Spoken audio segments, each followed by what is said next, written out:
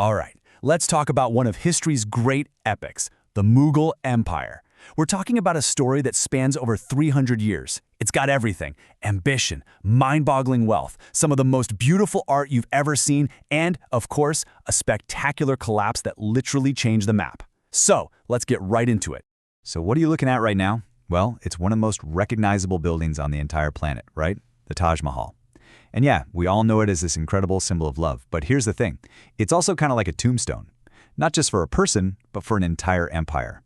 Behind all that perfect white marble is the incredible story of the Mughals, a dynasty that mastered a whole subcontinent, using a combination of sheer military force and honestly, some pretty brilliant ideas about how to run a country. Okay, so here's how we're going to break down their story. First up, how it all got started. Then, we'll look at the vision of Akbar the Great, the guy who really built the thing to last. After that, we'll hit the golden age of splendor and power. Then, we get to the turning point, where the cracks start to show. And finally, we'll watch the long, slow decline. All right, let's kick things off with part one, from princes to emperors. And you gotta understand, this story doesn't start with some peaceful handover of power. No way. This empire was forged in fire and blood, born from some of the most famous conquerors in history. So, where did these guys even come from?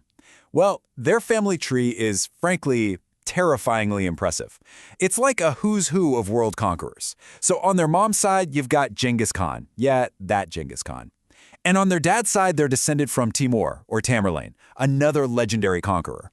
And you better believe they were proud of that Timurid connection. It wasn't just bragging rights. It was their claim to rule. And this is the man who kicked the whole thing off. Meet Babur. He was a prince from Central Asia, and he actually lost his own little kingdom when he was just a kid. But with a family tree like that, you know he wasn't just going to fade away. He had much, much bigger plans. Babur had this one all-consuming dream, to conquer Hindustan, the Indian subcontinent. And, he felt he had a right to it. Why? Because his ancestor Timur had sacked Delhi more than 100 years before. So in his mind, he was just reclaiming the family business. And that's what he did. He led his army down from the mountains of Afghanistan to chase that dream. But, and this is a huge but, the odds were just insane, completely against him.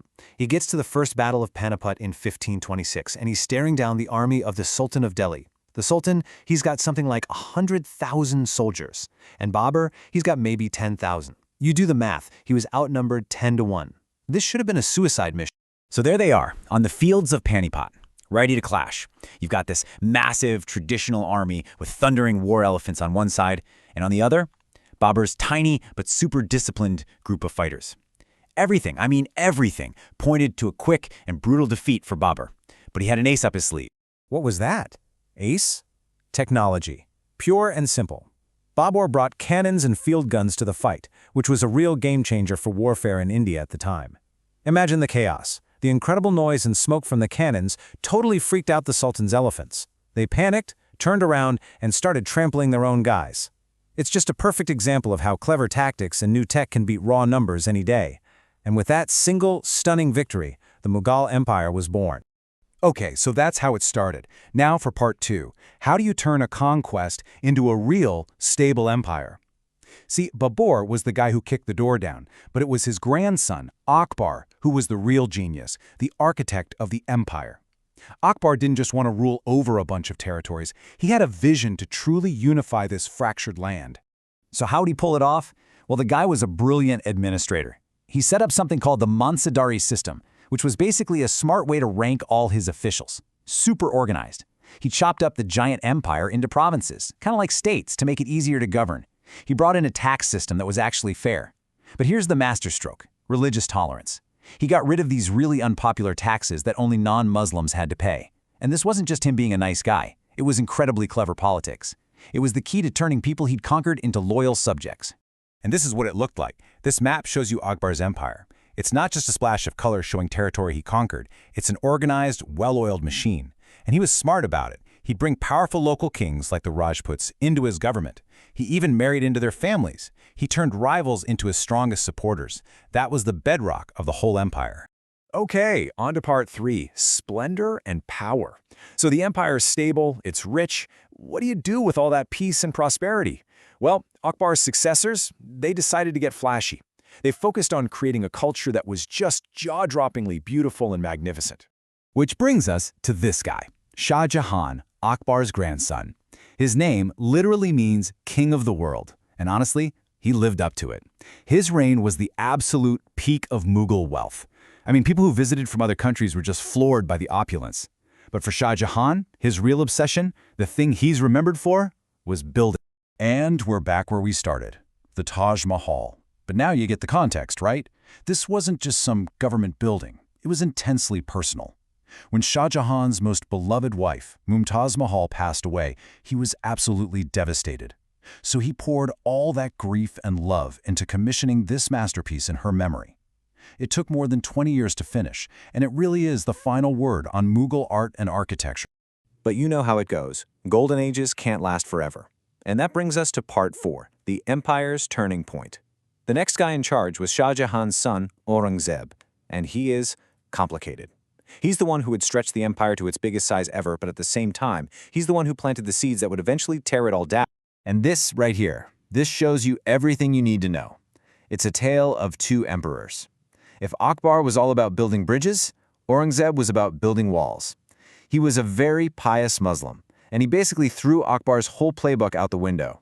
He brought back that hated jizya tax on non-Muslims. And just like that, he managed to alienate the very same allies that his own great-grandfather had worked so hard to bring into the fold. And that's the great irony of his time as emperor. Look at a map, and the empire under Aurangzeb is bigger than it ever was. It covered almost the whole subcontinent. But, and it's a huge but, all of his constant wars were bleeding the treasury dry. And his religious policies? They were lighting fires of rebellion all over the place. So the empire was bigger on the outside, but it was cracking and hollowing out from the inside. So that brings us to the final act, part 5, the long decline. Once Aurangzeb died in 1707, it was like the glue holding everything together just dissolved. The center could not hold. And what followed was just chaos. The fall of the Mughals wasn't just one thing. It was death by 1,000 cuts, a perfect storm. You had a string of weak emperors. The governors out in the provinces basically said, yeah, we're in charge of our own turf now. And new, powerful groups like the Marathas started popping up, ready to fight for a piece of the pie. I mean, just look at this timeline. You can see how fast everything unraveled. In 1739, a body blow. The ruler of Persia, Nadir Shah, comes in, sacks the capital city of Delhi, and walks off with legendary treasures, including the famous peacock throne. By the mid-1700s, the Mughal emperor was basically just a puppet in his own palace. All of this chaos and infighting created a giant power vacuum. And who loves a power vacuum? Rising European powers, especially the British. The very last nail in the coffin came in 1857. The British officially exiled the final Mughal emperor, and just like that, the dynasty was over.